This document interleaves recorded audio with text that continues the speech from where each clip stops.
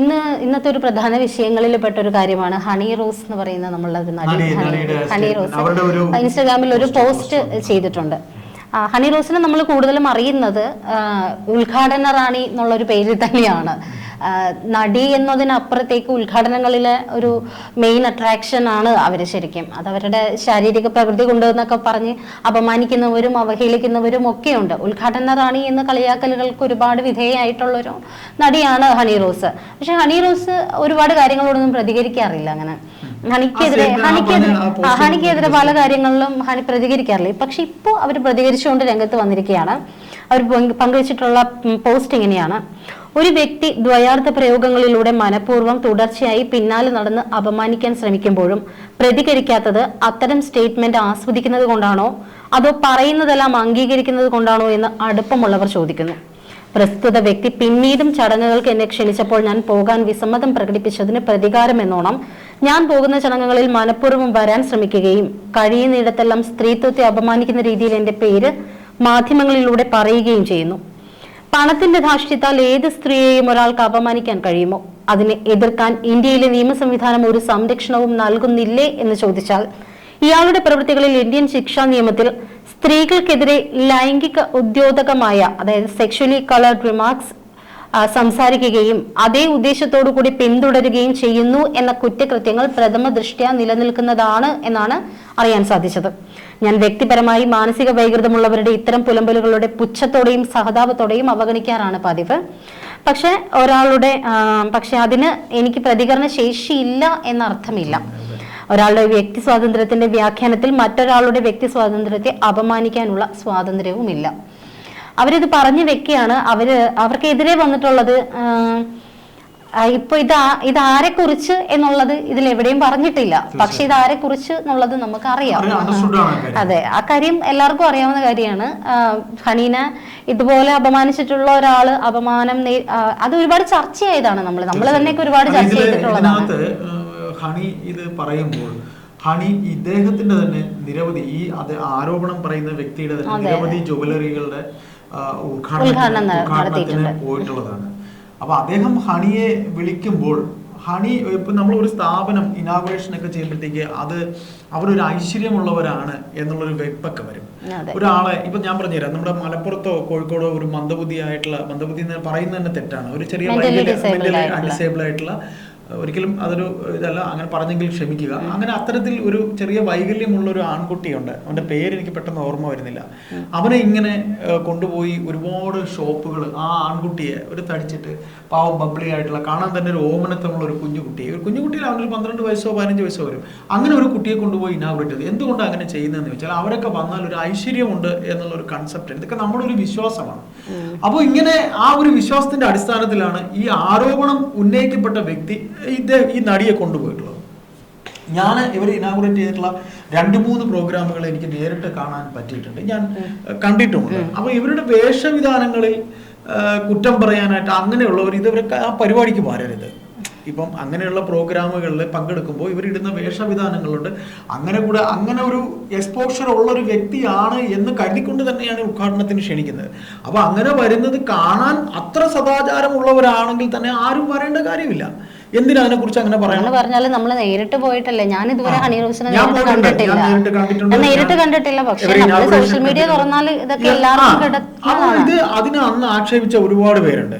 അപ്പോൾ ആ ഒരു ആക്ഷേപം ഈ പറയുന്ന വ്യക്തിക്ക് പുറമേയും അവർ കേട്ടിട്ടുണ്ട്. സോഷ്യൽ മീഡിയയിലൂടെ ഒക്കെ നിരവധി കേട്ടിട്ടുണ്ട്. കാര്യം ഒരു നമ്മൾ ഇപ്പോൾ MD മരിച്ചപ്പോൾ MD എന്ന എഴുത്തുകാരൻ എന്നതിനേക്കാൾ ഉപരി ഈ സോഷ്യൽ മീഡിയ കൊണ്ടുണ്ടായ ഒരു മാറ്റം എന്ന് പറയുന്നത് അദ്ദേഹത്തിന്റെ മറ്റൊരു വശത്തെക്കുറിച്ച്, അദ്ദേഹത്തിന് ആദ്യം ഭാര്യ ഉണ്ടായിരുന്നു, അദ്ദേഹത്തിന് ഒരു മകൾ ഉണ്ടായിരുന്നു, ഇങ്ങനെയൊക്കെയുള്ള കുറേ വശങ്ങളാണ് ഇന്ന് ഏറ്റവും കൂടുതൽ ചർച്ച ചെയ്തത്. ഇപ്പോൾ രായൻ ജോസഫിനെ പോലുള്ള ഒരാൾ അദ്ദേഹത്തിന്റെ കൃതികളെക്കുറിച്ചോ അദ്ദേഹത്തിന്റെ സാഹിത്യത്തെക്കുറിച്ചല്ല ആദ്യം ചർച്ച ചെയ്തത്. രായൻ ജോസഫിന് എഴുതി നിൽക്കാൻ വയ്യാതെ ആശുപത്രി കിടക്കുമ്പോൾ പോലും രായൻ ജോസഫ് മൈക്ക് വെച്ചുകൊണ്ട് പറഞ്ഞത് അദ്ദേഹത്തിന് നെഗറ്റീവ്. അപ്പൊ ഞാൻ പറയുന്നത് നെഗറ്റീവ് വശങ്ങളാണ് ഏറ്റവും കൂടുതൽ ചർച്ച പോകുന്നത്. അപ്പൊ ഹണി റോസ് ഇനാഗുറേറ്റ് ചെയ്തു, അതിൻ്റെ ഒരു ഐശ്വര്യമുണ്ട് എന്ന് പറയുന്നതിനേക്കാൾ അവരുടെ മറ്റു വശങ്ങൾ, അവർ നിന്നതങ്ങനെ, അവർ നിൽക്കുന്ന ആ പോസ്, അവർ നിൽക്കുന്ന ഈ പോസൊക്കെയാണ് കാണിച്ചത്. ഇപ്പൊ അവർ ഇതിലൂടെ പറഞ്ഞിരിക്കുന്നത് അവർക്ക് ഗതികെട്ട് സഹികെട്ടായിരിക്കും അവര് പറഞ്ഞിട്ടുണ്ടാകുക. ആ വ്യക്തി ആരാണ് എന്നുള്ള കാര്യം നമ്മൾ ഈ ചർച്ചയിലൂടെ പറയുന്നില്ല. പക്ഷെ അദ്ദേഹവുമായി ടഗ് ഓഫ് വാർ ഉണ്ടായിരുന്ന ഒരു പ്രമുഖ സാമൂഹിക മാധ്യമത്തിന്റെ വക്താവായ ഷാജൻ സ്കറിയ അദ്ദേഹത്തിന്റെ അദ്ദേഹത്തിന്റെ വീഡിയോയിലൂടെ ആ വ്യക്തി ആരാണെന്നൊക്കെ പറഞ്ഞിട്ടുണ്ട്. അപ്പോ ഇതില് അദ്ദേഹത്തിനെ കുറിച്ച് അദ്ദേഹത്തിന്റെ പേര് നമ്മൾ പറയുന്നില്ല, മറുനാടൻ മലയാളി പറയുന്നുണ്ട്, ഷാജൻ സ്കറിയ പറയുന്നുണ്ട്. അപ്പൊ നമുക്കിതിൽ പറയാനുള്ളത്, ഹണി റോസ് എന്ന നടിയുടെ ആ പരാമർശത്തിൽ ഒരുപാട് അർത്ഥതലങ്ങളുണ്ട്. അവർ പറഞ്ഞിരിക്കുന്നത് അവർക്ക് സഹികെട്ടാണ് അവരിത് പറഞ്ഞിരിക്കുന്നത്. ഇവിടെ ചർച്ച ചെയ്യേണ്ടതായിട്ട് എനിക്ക് തോന്നുന്ന കാര്യം, ഹണി റോസ് പ്രതികരിച്ചില്ല എന്നതിന്റെ അർത്ഥം അതിനെ ആസ്വദിക്കുന്നു അല്ലെങ്കിൽ ഞാൻ അതിനെ അംഗീകരിക്കുന്നു എന്നല്ല എന്ന് ഹണി റോസ് ഇവിടെ പറയുന്നുണ്ട്. തീർച്ചയായിട്ടും അവരെ കൂട്ടുകാർ ചോദിച്ചു, നിങ്ങൾ അങ്ങനെ പറയുമ്പോൾ അയാൾ ഇങ്ങനെ മൈക്കിലൂടെ. പക്ഷെ ചില സമയങ്ങളിൽ ഒരു നോ, പെണ്ണിന്റെ നോ എന്ന് പറയുന്നത് ഒരു നോ തന്നെയാണ്. ആ നോ പറയാനുള്ള ഒരു കപ്പാസിറ്റി ഉണ്ടാക്കി എടുക്കുമ്പോൾ മാത്രമാണ് അവള് പെണ്ണാവുക എന്നുള്ളത് മാത്രമല്ല, അത് കഴിഞ്ഞാലാണ് പിന്നെ നമ്മുടെ ജീവിതം ഏറ്റവും സുഖമായിട്ട് പോവാൻ കരുത്താർജിക്കുക തന്നെ വേണം. പക്ഷേ ഈ നോ പറയാൻ പറ്റാത്ത കുറെ സിറ്റുവേഷൻസ് പെണ്ണിന്റെ ജീവിതത്തിൽ കൂടെ പോകുന്നുണ്ട്.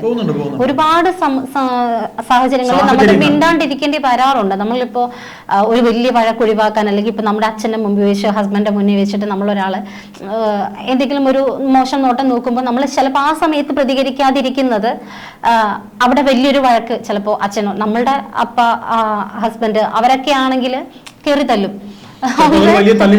അങ്ങനെയൊക്കെ അത്തരം ചെറിയ ചെറിയ കാര്യങ്ങളിൽ വേണ്ടിയിട്ട് മിണ്ടാണ്ടിരിക്കുന്നവരുണ്ടാവാം. പക്ഷെ ഇപ്പോഴത്തെ ഒരു അവസ്ഥയിൽ നമുക്ക് തന്നെ നേരെ വന്നിട്ട് ഇപ്പൊ എന്റെ അടുത്ത് ഒരുത്തം വരികയാണെങ്കിൽ കാരണം പോച്ചൊരെണ്ണം നേരെ കൊടുക്കും. ആ ഒരു പക്ഷെ എല്ലാരും അങ്ങനെ ആവണം എന്നില്ല. പക്ഷെ അത് അവര് മോശമായതുകൊണ്ടല്ല, അത് ചില സ്ഥലങ്ങളിൽ നമുക്ക് നോ പറയാൻ പറ്റില്ല. അതിന്റെ ഒരു ഉദാഹരണം പറയുകയാണെങ്കിൽ, ഞാൻ നേരത്തെ പറഞ്ഞിട്ടുണ്ട് ഒരു ഉദാഹരണം, നമ്മുടെ തേന്മാവിൻ കുമ്പത്ത് എന്ന് പറയുന്ന സിനിമ, നമ്മുടെ മോഹൻലാൽ ശോഭന സിനിമയിലെ, ആ സിനിമയുടെ അകത്ത് ശ്രദ്ധിച്ചു കഴിഞ്ഞാൽ നമുക്ക് മനസ്സിലാവും. ആ സിനിമയിൽ മോഹൻലാൽ ആദ്യമായിട്ട് ശോഭനനെ കണ്ടിട്ട് അവരുടെ വണ്ടിക്കകത്ത് പോരുന്നുണ്ട്, കാളവണ്ടിക്കകത്ത് പോരുന്നുണ്ട്. അപ്പൊ അവരുടെ കാളവണ്ടിക്കകത്ത് അന്നത്തെ ദിവസം ഒരു ലിഫ്റ്റ് കൊടുക്കുന്നു. പക്ഷെ ആ ത്രൂ ഔട്ട് ആ യാത്രയിൽ നെടുമുടി വേണു ശോഭനനെ ഇറിറ്റേറ്റ് ചെയ്തുകൊണ്ടേ ഇരിക്കുന്നുണ്ട്. പക്ഷെ അവൾക്ക് അവിടെ വെച്ച് വേണമെങ്കിൽ പ്രതികരിക്കാം, ശോഭനയുടെ ക്യാരക്ടറിന് പ്രതികരിക്കാം. എന്ന് വെച്ചാൽ അവളെ എന്തും ചെയ്യും എന്നുള്ള രീതിയിൽ ഇങ്ങനെ അവരെ പറ്റിയിട്ട് അറിയില്ല.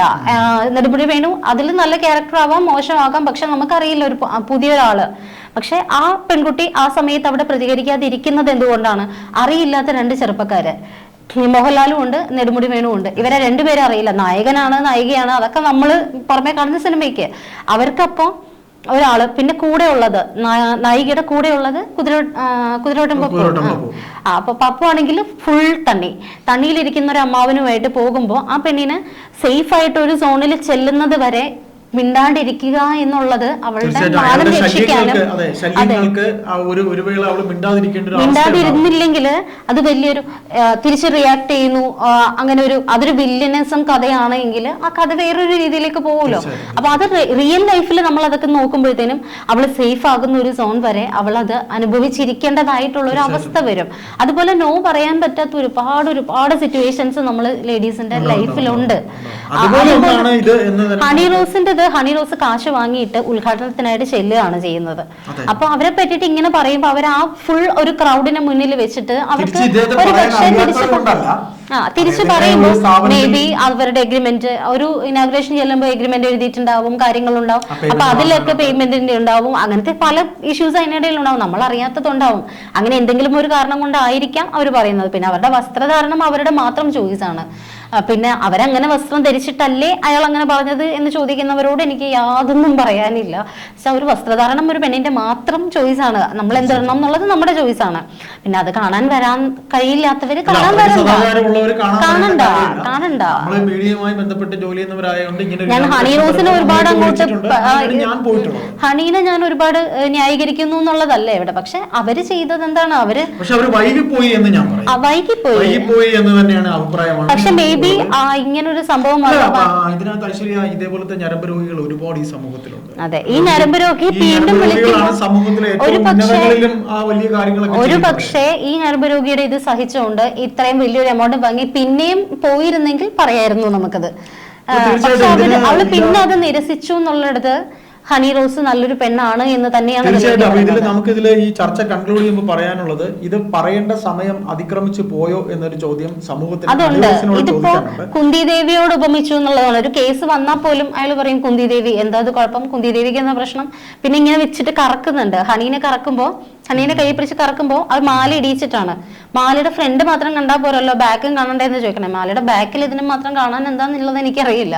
പിന്നെ ഇതുപോലെ പ്രയോഗങ്ങളാണ് എന്ന് വൈകിയെങ്കിലും ഒരു ഇത് മാത്രം ഹണി മാത്രമല്ല, ഹണിക്ക് പിന്നാലെ മറ്റൊരു പ്രശസ്ത നടിയും കൂടി വന്നു. അവരും ഇതുപോലെ തന്നെ ഉദ്ഘാടന റാണി പട്ടത്തിലേക്ക് കടന്നു കയറുന്ന ഒരു രീതിയിലുള്ള ഒരു വരവായിരുന്നു. പേര് ഞാനിപ്പോ പറയുന്നില്ല. അവരെയും ഇതുപോലെ തന്നെയാണ് ദ്വയാർത്ഥത്തിലൂടെ. അവരിപ്പോഴും പ്രതികരിച്ചിട്ടില്ല എന്നുള്ളതും ഇവിടെ ബാക്കി നിൽക്കുകയാണ്. അവരിട്ട മാല, ആ മാല എടുക്കൂ എന്ന് പറയുമ്പോൾ അയാൾ പറയുന്നുണ്ട്, ഇതേ മനുഷ്യൻ പറയുന്നു ഇവരുടെ സൈസിന് ആ മാല പോരാ, ഇത്തിരി കൂടെ വലിയ സൈസാണ് എന്ന് പറയുന്നുണ്ട്.